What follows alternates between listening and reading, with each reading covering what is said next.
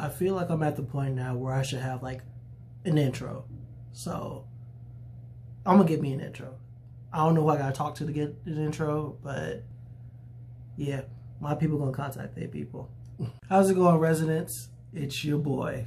I don't know if you've heard, but there's a little thing called Star Wars. It's kind of a massive deal. One of the highest grossing franchises of all time.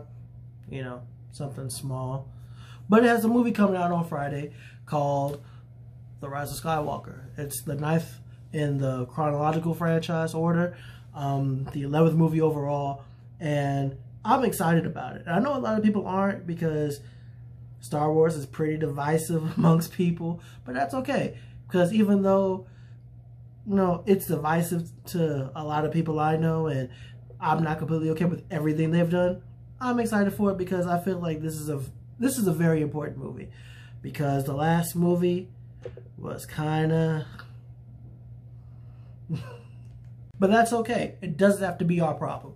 Basically, what I'm doing this week is I'm doing kind of a Star Wars week. If you follow me on Facebook or if you're in the my Facebook group, The Nerd Corner, then you know that I'm a big Star Wars fan, and I've got a whole lot of stuff going on for this week when it comes to the release of Rise of Skywalker. So, yeah, this is the start of it. I love Star Wars, and I have loved Star Wars basically since I was about 5 years old. My godfather got me A New Hope when I was a wee JB, and God, I wore that VHS out, man. Like Lion King, Sandlot, Star Wars, and like a random Godzilla movie. I wore those VHSs out, and I had them in constant rotation when I was a kid. I didn't have The Empire Strikes Back or The Return of the Jedi, but they did come on Christmas on USA every year for like that week of Christmas up to like New Year's. So I would binge watch those. Like it would be the last time because USA didn't really play them like back to back or anytime in between during the year. So Christmas, New Year's, I was watching Empire and Return of the Jedi, and I love them. And I'll get into that later, but what I want to do right now is I want to talk about The Force Awakens, because to get ready for The Rise of Skywalker, I went back and I watched that movie, and I'm going to watch The Last Jedi, so help me God. And I just want to talk about them and touch about how I feel about them, because it's been a while since those movies been out, and The Rise of Skywalker is going to tie all that movie, The Last Jedi, and then everything they've been doing up in a bow, and that's going to be the franchise. That's going to be it. And this will be it for the Skywalker family and everything that's involved. So I'm excited about it. And yeah, now cut to, you know, The Force Awakens. Force Awakens was the first Star Wars movie released after Disney bought LucasArts, but pretty much about the whole Star Wars franchise. And it released in 2015, and I liked it. I liked it then, and then going back and rewatching it, I still like it. I'm not going to get into like a full detail. I'm not going to get like all like elbow deep into it, but I enjoyed it. Like I rewatched it, and I rewatched it keeping certain things in mind because I have certain theories about what's going to happen in The Rise of Skywalker. So keeping those things in mind, I find myself enjoying the movie a lot more than what I did before. So touch up on the plot just a little bit. And I'll be brief about that, because if you're watching this video and you haven't seen The Force Awakens yet, then what are you doing? You need to go watch that. But as a matter of fact, just go watch all of them and then come back here, because I'm not gonna like go back and like explain everything. If you haven't seen it before, you shouldn't be here. The Force Awakens takes place 30 years after the end of The Return of the Jedi, and basically, long story short of it, is just the First Order has taken place of the Empire, and they're hunting down the Resistance, who are playing keep away with plans to, like, well, not plans, but a map to find Luke Skywalker. And we get introduced a whole new slew of characters, and the whole thing just gets kicked off all over again. And yeah, I pretty much enjoyed it. I enjoyed it the first time, like I said already before. I had no issues with the plot. People say that it is what do they say? It's A New Hope all over again, but it doesn't feel that way. It has never felt that way to me. First of all, the story beats don't exactly the same. People like to say, well, it did everything beat for beat, the same thing as A New Hope. Well, no, it didn't.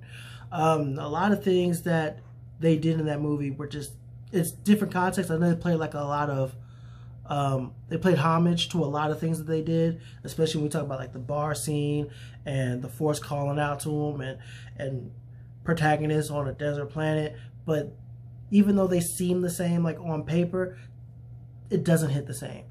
Luke, for example, in A New Hope, didn't want to do anything. He didn't want to leave the planet. Oh, well, he wanted to leave the planet, excuse me.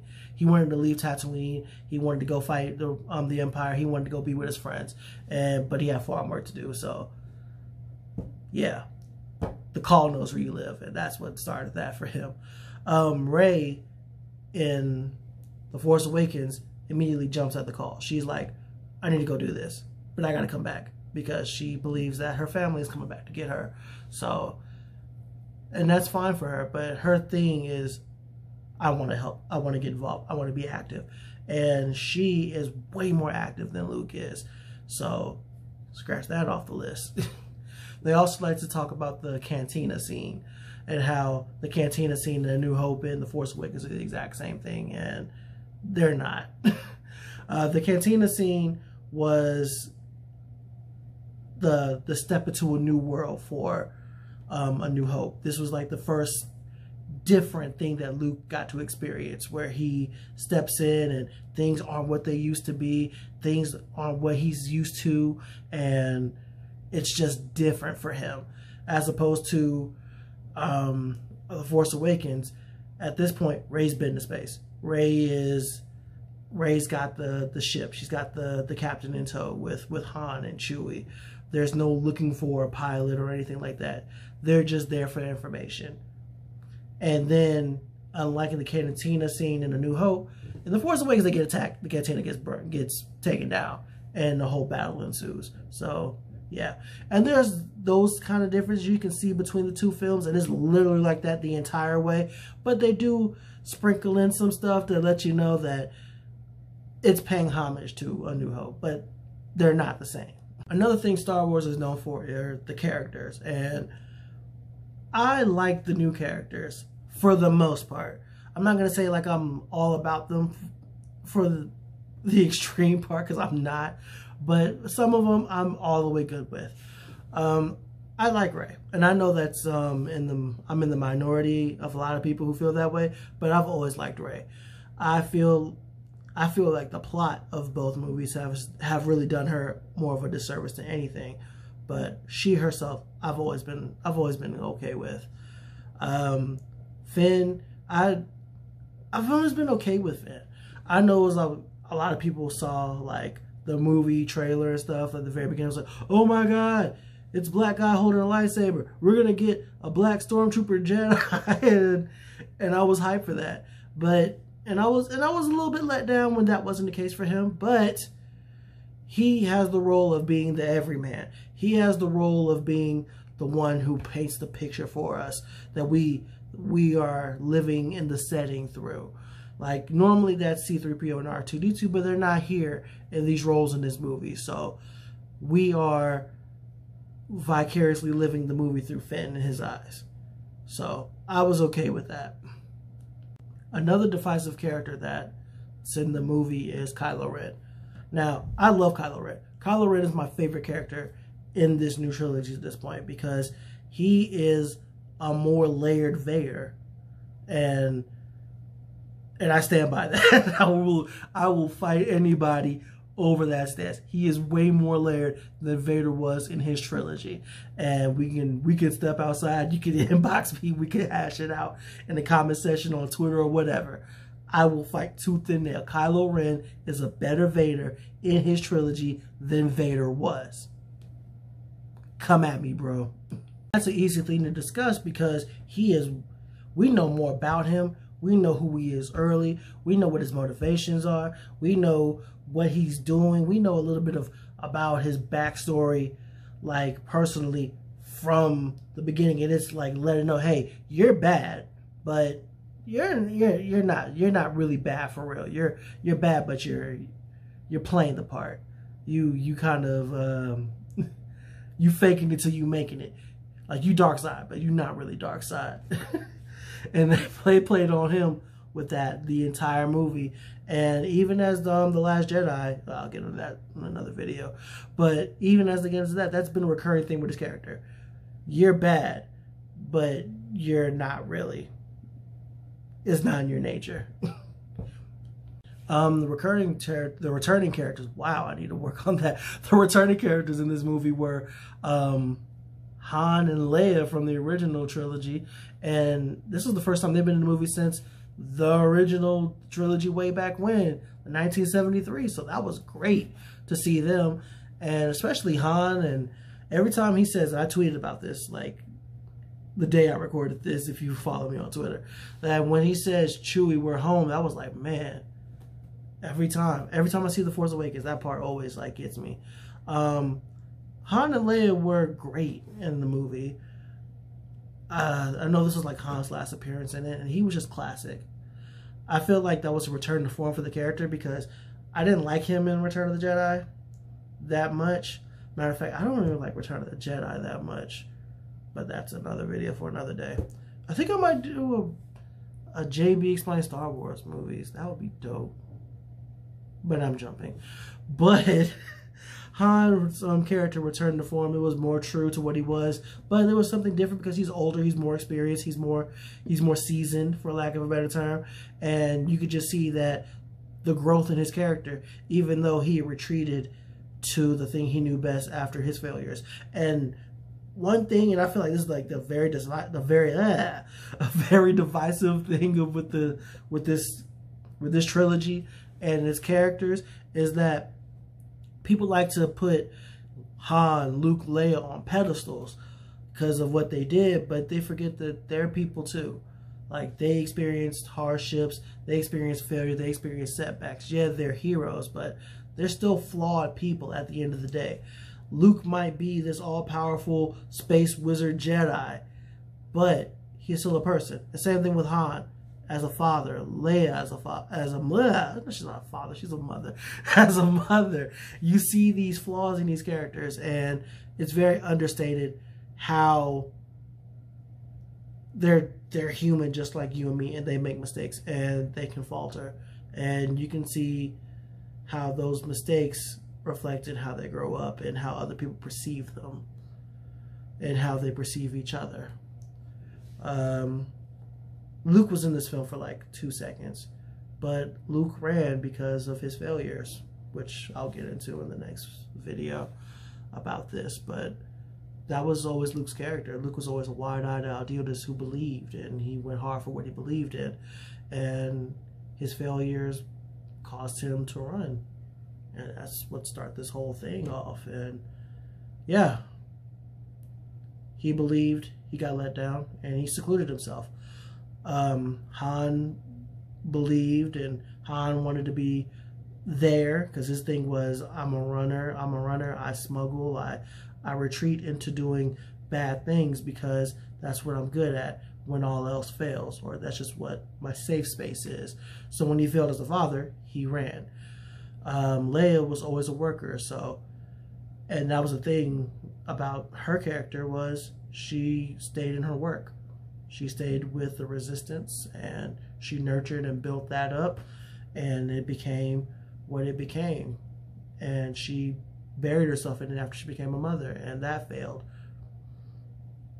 They're people too. It's just very understated how Star Wars characters are just very well developed. Even in the most divisive of times, they're still people just like us, and that's very understated. But that's enough about that. It's time to address the elephant in the room. Is Rey and Mary Sue? I say no. I feel like everything about her character can be rationally explained away if you just pay attention. The Star Wars movies, if you've seen any of them, if you look hard enough, you would know that a lot of things about the franchise, they leave either to subtext or no text. Example time. Episode 3, Anakin thought that Padme and Obi-Wan were having an affair. So when he was angry at her on Mustafar when he said, "You turn her against me," that was him letting out his insecurity that they thought they were sleeping together. They don't tell you that in the movies. They'll tell you that in books. They'll tell you that in the graphic novels. They'll tell you in any other material. But the movies always have a way of leaving stuff out in Star Wars. But in Rey's character's case, she lives on a desert planet by herself. She lives on down Empire weaponry. She salvages parts. She plays with a simulator. And she does, like, she defends and feeds herself. She grew up by herself. So, yeah, that's how she knows how to fight. That's how she knows parts on the ship. That's how she knows how to pilot. And if you pay attention to that, her piloting in the Millennium Falcon on Jakku, she wasn't yeeting like that. She wasn't like getting away from the TIE fighters like that. There was a bit of a struggle there. And I know that if Han or anybody else was piloting, or like even Lando even was piloting the Falcon would have just dipset ride out on them, and that would have been that. But Rey had some problems dealing with the Falcon, and even when she fought Kylo Ren, I'm gonna talk about Kylo Ren in a second with that. She beat Kylo Ren. Cool, she did beat Kylo Ren, but here's what happened. She beat Kylo Ren after his sensitivity to the Force, his connection to the Force was splintered because he was conflicted because he's not really a bad guy, like I said earlier. After he killed Han, he got shot by a bowcaster. And I don't know if you paid attention to that bowcaster the whole movie. That bowcaster was lifting dudes' souls up the whole movie. Yes, it was. Like, one dude got shot and he did a whole a 630 ricochet senton onto like the pavement, like 10 feet in the air, and didn't even hit him directly. Kylo Ren ate a direct shot from a bowcaster and kept on ticking. He got the lick and he kept on ticking. And then he fought Finn. Got injured. Got nicked up by Finn. And something they don't tell you about Finn was the top melee fighter in the Stormtrooper class. He was the garbage guy because when he got assigned to Starkiller base, it's kind of like initiation, like you start off here and then you work your way up. That's why he was the garbage guy. But he was actually a good fighter.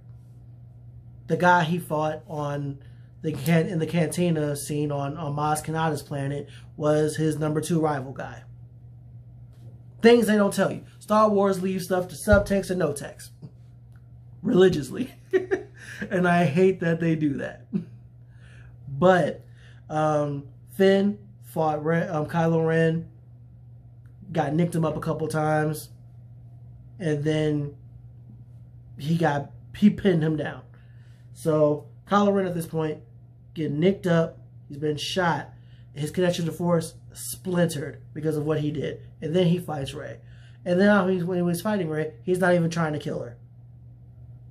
He's not. He's being very defensive about it. He's being very passive about it, kind of like Vader in Empire, except Rey was about that life more than Luke was in that movie. So, yeah.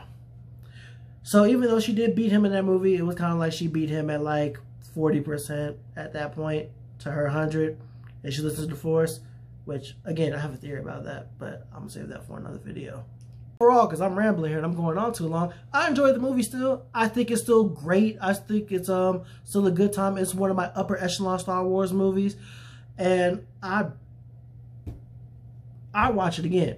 And this wasn't even the first time I watched it this year. Like, I still very much enjoy The Force Awakens. I don't care. You can fight me. Now, The Last Jedi. That's... Whew. But that's enough about that. I'm rambling right now. I'm going to cut this video off right now. So if you like this video, if you want to see something from me, just let me know in the comments. Don't forget to like, share, comment. Follow me on Facebook, Twitter, and Instagram. I will link all those below in the thingamabob. Thank you, ladies and gentlemen, for watching me. I've been JB Smith, and I'll see you in the next one. And Chewie's a dick for not hugging Leia.